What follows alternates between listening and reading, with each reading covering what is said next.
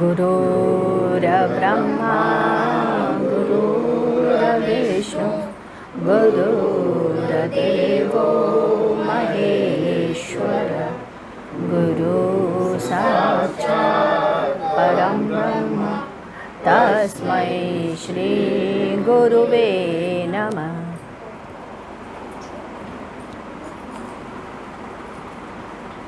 चलिए आगे की तरफ पढ़ते हैं। गुरुदेव ने कहा, सद्गुरु आपको मर्यादित सीमा के अंदर लेकर चलता है। यदि मर्यादा विहीन हो गए तो समझें कि आप इस क्षेत्र में आगे नहीं चल सकते। नदी भी अपनी मर्यादा के अंदर ही बहती है और जाकर के महासमुद्र में मिल जाती। नदी को कलकल करती हुई जो बह रही थी, वो तट और किनारे से पूछती है कि तुम इतने शांत और शुष्क क्यों हो? देखो, मेरी तरह तुम भी क्यों नहीं रहते? तट ने कहा, मैं ही हूँ जो तुम्हें एक मर्यादा के अंदर ले कर के चलता हूँ, एक सीमा के अंदर लेके चलता हूँ और उस महासमुद्र में ले जाकर मिला देता हूँ। यदि मैं न होऊंगा तो तुम विस्तृत मैदान बन करके फैल जाओगी और सूख जाओगी। तुम कभी भी उस महासमुद्र को एक साथ न एकाकार कर पाओगी, न उसमें मिल पाओगी। इसके पश्चात 7 मई, आज बुद्ध पूर्णिमा का अवकाश रहा। हम लोग ऑफिस नहीं गए। आज महिलाओं की गोष्ठी रही। गुरुदेव दोपहर 2 बजे अपने बैठक के कमरे को अंदर से बंद कर लिए और चले गए। हम सब कुछ देर तक वहीं रुके और फिर उसके बाद 7:35 पर वह बाहर आए। गुरुदेव कभी नहीं कहते थे कि तुम मुझे भेजो, तुम इसका स्मरण करोगे, तुम्हें यह याद रहेगा।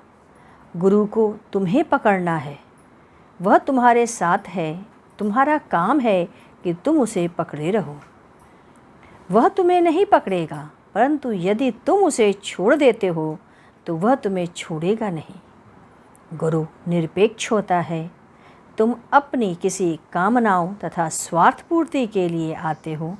कामनाओं और स्वार्थ की पूर्ति होने पर तुम उसे भूल जाते हो, वह तुम्हें नहीं भूलता।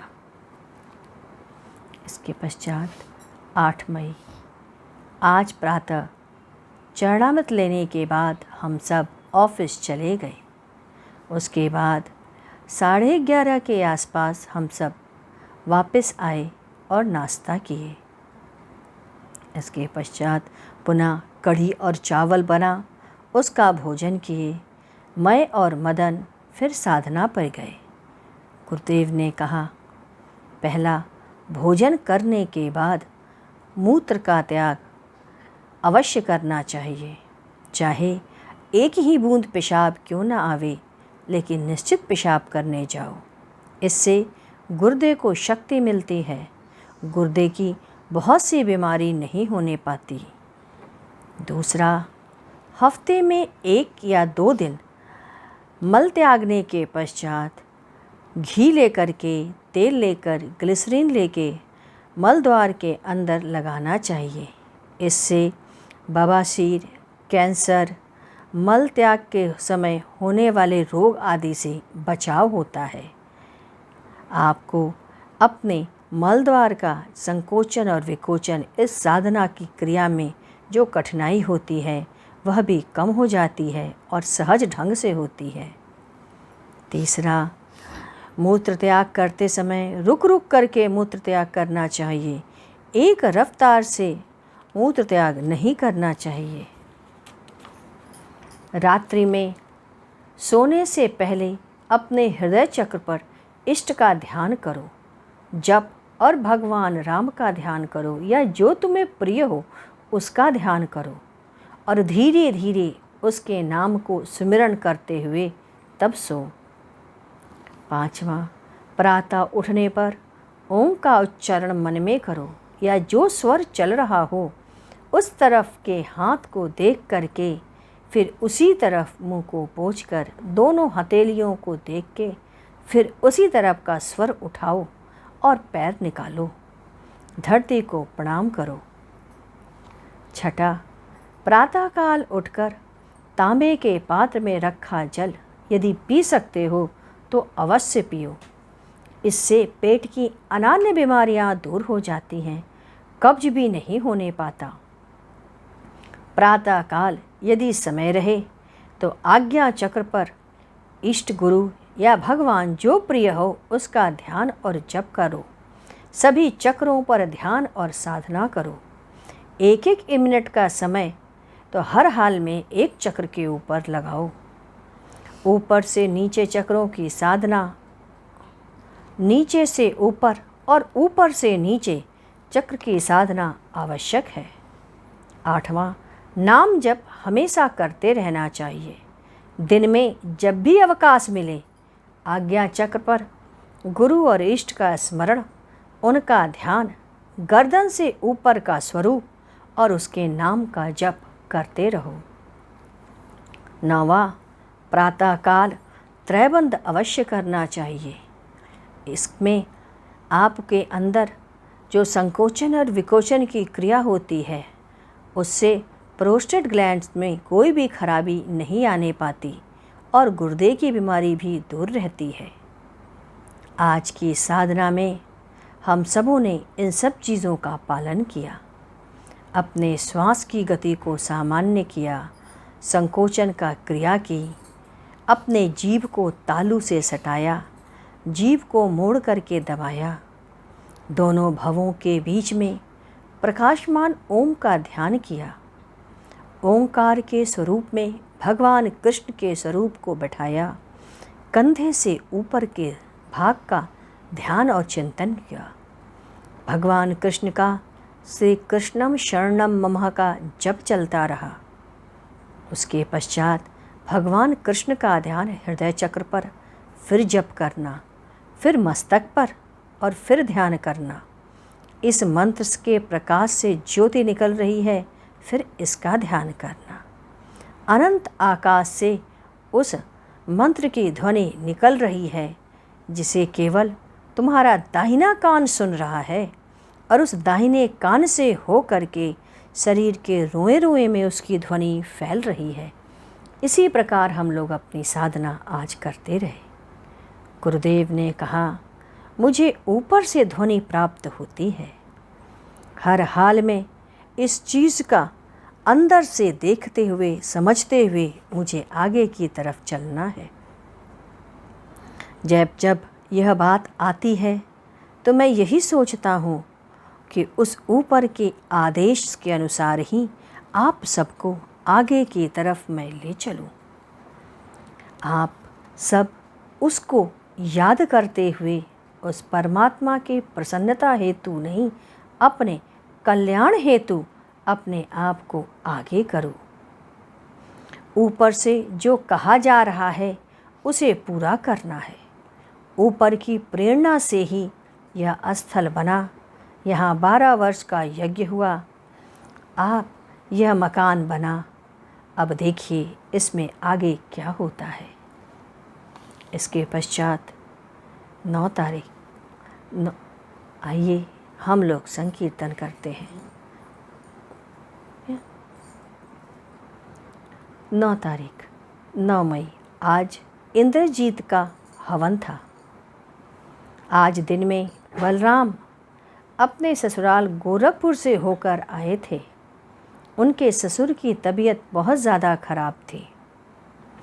वो इंटेंसिव केयर यूनिट में भर्ती थे। गुरुदेव ने कहा, उनकी तबीयत खराब होने का मुख्य कारण उनके परिवार है। इसीलिए कहता हूँ, परिवार में रहकर बच्चों के साथ मोह रखोगे तो यह दिन देखना होगा। वासनाओं से भरी हुई स्त्रियां जब उनकी काम की पूर्ति नहीं होती तब वह ऐसी अवस्था में परिवार को पहुंचा देती हैं, ऐसी अवस्था में अपने पति को पहुंचा देती हैं। वह ध्यान ही नहीं देती, इधर उधर में अपने आप को उलझाए रखती हैं। इस प्रकार संसार के भोग में वह अपने समय को नष्ट करते हैं और साथ साथ अपना चिंतन और जीवन भी। तब उनकी पत्नी के प्रति उस प्रकार का प्रेम कम हो जाता है। आदमी समझता है कि यह मेरा ख्याल रखेगी, मेरी सेवा करेगी।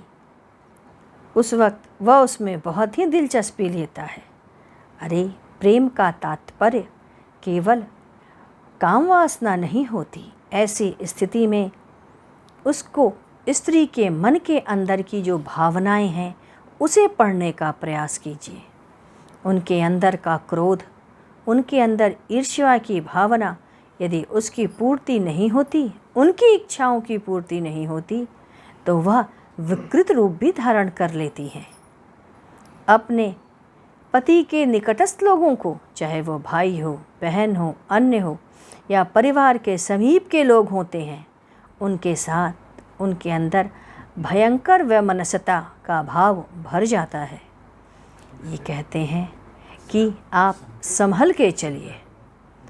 किस तरीके से आप उन्हें समझ सकेंगे तभी समझ में आएगा।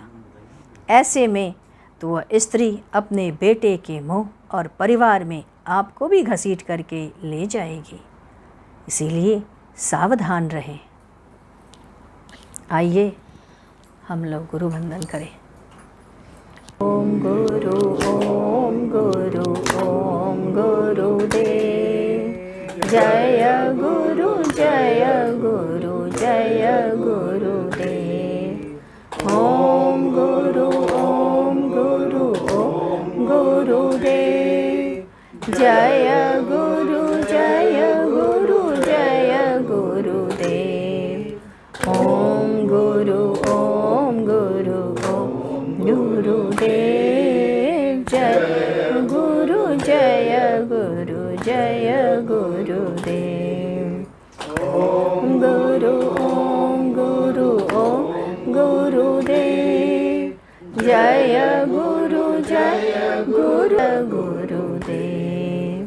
ओम गुरु गुरुदेव, जय गुरु गुरुदेव।